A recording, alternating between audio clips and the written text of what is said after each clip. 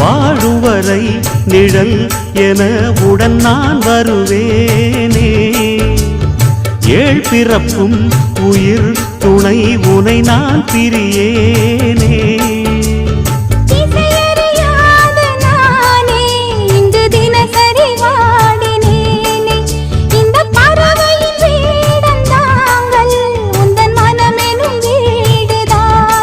நீண்ட காலம் நேர்ந்த சோகம் நீங்கி போக நானும் தீண்ட யோகம் விளங்கிட. பூமிக்கொரு வாரம் என்று எண்ணி இருந்தேன், பூமுதிக்க யாரும் இன்றி கண்ணி இருந்தேன். சொந்தமின்றி பந்தமின்றி நானும் இருந்தேன், தொட்டு ஒன்று தொட்டு வைத்து பூவை அடைந்தேன். நன்றி சொல்ல